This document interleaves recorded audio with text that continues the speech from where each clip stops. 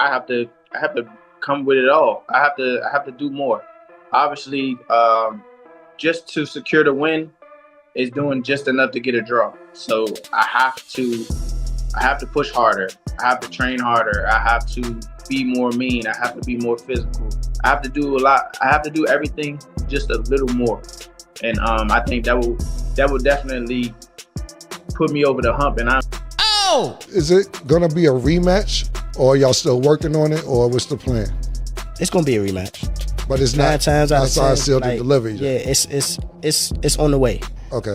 Tank Davis and Lamont Roach are locked in for a rematch that promises to be far more intense than their first encounter. The controversy from their initial fight has fueled an even greater rivalry, with both fighters now determined to leave no doubts in the ring. The fight is expected to take place on June 21st in Las Vegas, and based on the energy coming from both camps, this one won't be left to the judges. Tank has even already made it clear, telling Roach that he doesn't get to see the final rounds. However, as Roach said, he's going to beat Tank again. But, yes, and after I beat him the second time, I probably would ask the WBA to let me go up to 140 and fight Riot. Hell no, he can't do the next fight. Roach bended on. It is what it is. Look at how many times he messed the fight up. The knee, him going to the corner to get assistance. He didn't outright accuse Davis of cheating, but insisted that his opponent benefited from questionable officiating. You can't do none of that. That's a disqualification. We'll be getting that rematch. I think that's really big, man. If we do get that rematch on June the 21st, I believe that'll be big news. I believe that'll be big, man. So if we can get that fight, man, that would. Roach and his team went as far as filing a petition to the NYSAC, hoping to get the decision overturned. But the request was swiftly denied. With no other recourse, Roach shifted his focus towards securing an immediate rematch. And now that fight is nearly finalized. Emma tell you right now, I'm signed and sealed. Roach confirmed, making it clear that all that remains is for Davis to do the same. Who cares? Like, sweat gonna get in your eye, blood gonna get in your eye. Yeah, don't matter. Spit fuck around and get in your eye. You know what I'm saying? But it's not like you can be like, all right, time out, ref. Hold on, ref. You can't do that. Right. Would you be cool with Steve Willis doing the next fight? Hell no. He can't do the next fight. No, he can't do the next fight. Right. On the other side, Davis has been relatively quiet. Unlike Roach, he hasn't gone on media rants or pointed fingers. Instead, he's gone straight into training, shutting out distractions, and preparing with a different kind of intensity. The whispers from his camp suggest that Davis has taken all the criticism to heart and is using it as motivation. He knows what people are saying. Kelvin Ford said when asked about Tank, "That's why he's not playing around this time. No distractions, no outside noise. He's coming to make a statement." Davis himself finally spoke up recently, making it clear that he has no intention of letting the fight go the distance. "I ain't letting this one go to the judges," Davis said this time. "I'm closing the show." Right now, Roach Tank, Haney Garcia. Roach Tank. I mean, first of all, Tank. First of all, Tank is just bigger than Haney and Ryan both. And recency bias, that just happened. Haney was last year. This just happened. More people, like Haney didn't get a song. Well, he did get a song. But that's what I'm saying. His song is dead or dying out. Tank's is popping. Like, it's Tank's time right now. Tank is in our mind more than Haney. The WBA has already signaled that the rematch will be mandated, meaning Davis either accepts the fight or risks losing his title. But even if the belt weren't on the line, Tank made it clear that he wouldn't hesitate. He's not interested in technicalities. He wants to leave. No doubt the way he sees it, Roach is lucky the first fight even reached the final bell. This time, he plans to finish the job. Roach, however, believes he has the key to victory. He saw the holes in Davis's approach, exploited them early, and forced the champion into situations where he had to adjust. I definitely could have. That was on me too. That was on me for sure. Because I ain't pick it up when I supposed to pick it up. And I could have definitely did more. He caught me with a good shot, but it was times that I sat in there with him and I'm like, damn, this guy like super slow. Well, not super slow, but he's slow.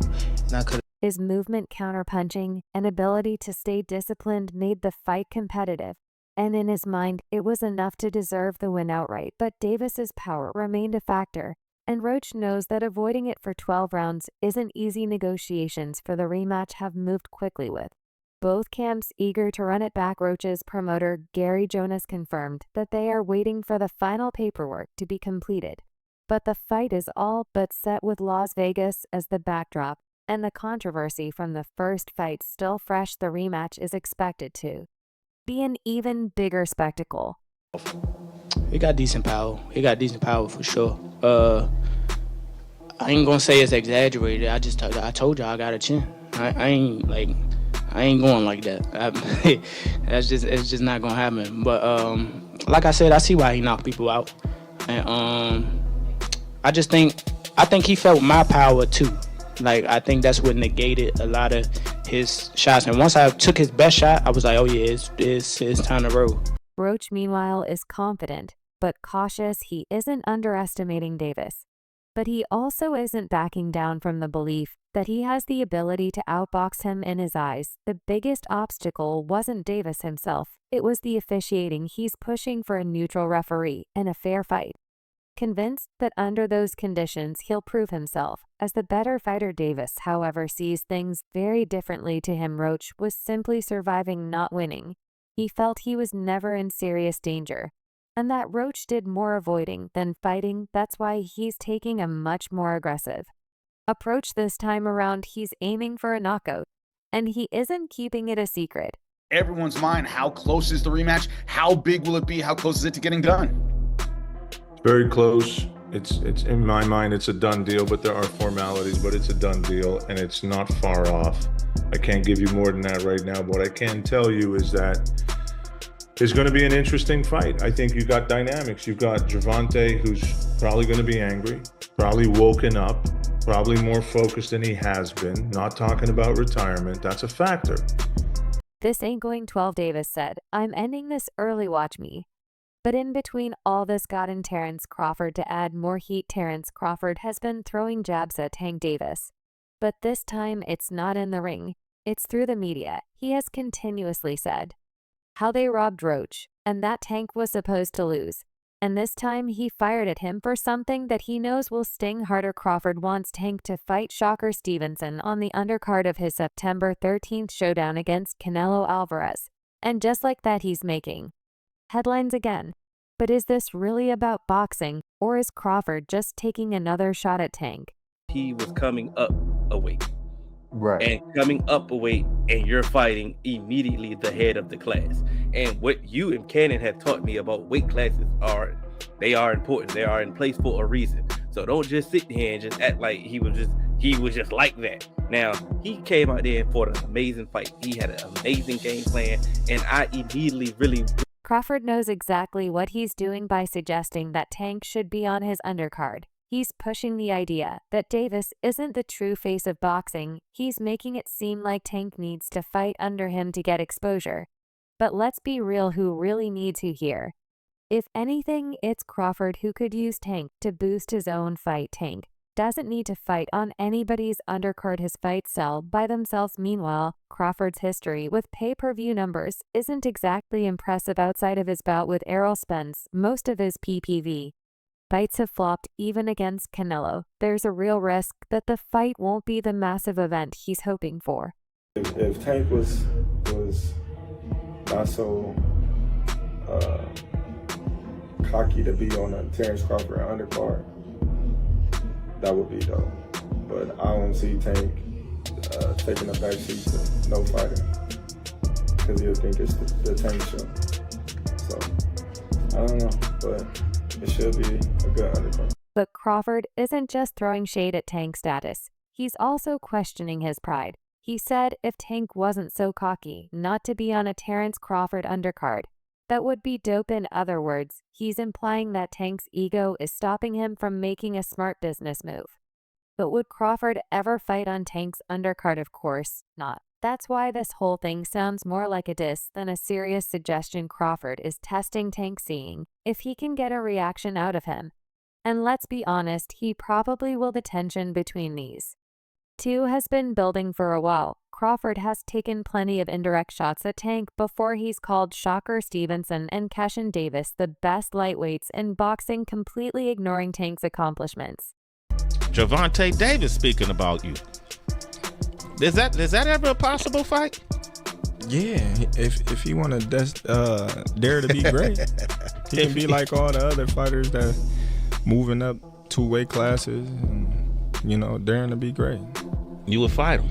Man, tell him to come up there. He got to come to win 54. He said I got a glass chin, so tell him to come and touch it. Wow. He's acted like Tank isn't even in the conversation. But let's not forget, this is the same Gervonta Davis who has knocked out 28 of his 31 opponents, the same Tank who has sold out arenas and broken pay-per-view records, the same Tank who made Ryan Garcia quit with a body shot. However, according to Crawford, Lamont Roach is the only of 31 fighters to come close to beating Tank. Actually, Crawford, like many others, knows that Roach defeated Tank. And that's where his conclusion about this whole thing lies, that Tank is going to get a beating from Roach in the rematch. But why is Crawford acting like Tank needs to prove something? Maybe because deep down he knows Tank is a bigger star than he is. That's got to sting for a guy who considers himself one of the best pound for pound fighters in the world. Crawford might be undefeated, but he hasn't built the same kind of global fan base that Tank has. And now as he moves up to fight Canelo, he realizes he needs every ounce of star power he can get.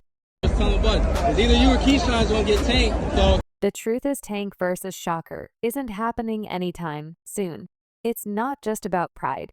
It's about business. Shocker isn't a big draw. He's a talented fighter, but his style doesn't excite casual fans. Tank has made it clear that if he's going to fight someone, it has to be worth it. And let's be real, Shocker isn't bringing in massive pay-per-view numbers. On the other hand, a rematch with Ryan Garcia, now that his money, if Tank is looking at his options, why would he settle for a fight with Shocker when he could cash in against? How you feel about that fight? Is it even possible at a catch weight? No, ain't no catch weight. You come up to 47. Not even entertaining a catch weight. No, I'm not. He's a champ though too, undefeated. And what champ? Come on, man, tell me what belt. You know boxing. You forgot Devin Haney is undisputed. Devin Haney got all the belts. He the champ. Nobody else the champ. I'm gonna come up here where the big boys at. All right. And let's not forget the bigger issue. Crawford and Tank don't even fight in the same division. Crawford is up at 168 for this fight, way beyond Tank's weight class. So why is he even talking about Tank? Because according to many, he knows Tank is the real star. He knows that by bringing up Tank's name, he's going to get attention. But it's a risky game if he keeps poking at Tank. It's only a matter of time before Tank fires back. And if we know anything about Gervonta Davis, it's that he doesn't hold back. Gestor asks, what's the potential matchup in boxing you would like to see next? I would like to see Shakur versus Devin, or Shakur versus Tank. Those are the 2 big fights that I would like to see next. Tank Davis, Shakur Stevenson. Who wins that fight right now? Shakur. Shakur. Wow. Garcia has his own history with Davis, and some fans think his support is more personal than analytical. If Davis wins, it makes Garcia's loss to him look better. But if Roach pulls off another strong performance, it raises questions about how good Davis really is. That's why Garcia will be paying close attention, especially since a future rematch between him and Davis is still a possibility. However, Garcia is also focused on his own career. He's set to fight Rolando Romero at Times Square in May. And if he wins a rematch with Devin Haney is also in the works, which could also lead to a Tank rematch. People want to discredit Tank as he's still a pound for pound fighter. Yeah. What do you think about that fight that happened? You thought it was just an off night, or? Everybody has an off night. Everybody has an off night. I had a off night with Cruz. Everyone has a off night. It's boxing. Tim Bradley, on the other hand, isn't convinced Davis deserved the draw after watching the fight again.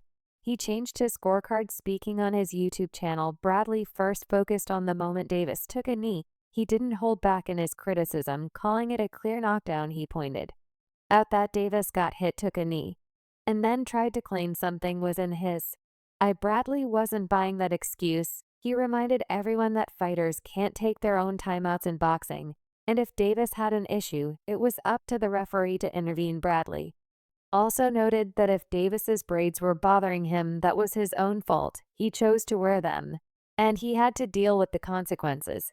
From what I've seen in the fight, I thought Lamont won, and I think the commission does need to do something with that knee, because if they don't, then all of us are going to think we could take a knee anytime we want. You know, they got to do something about it. I mean, they did something about me, you got to do something about other people. You know, rules are rules, right?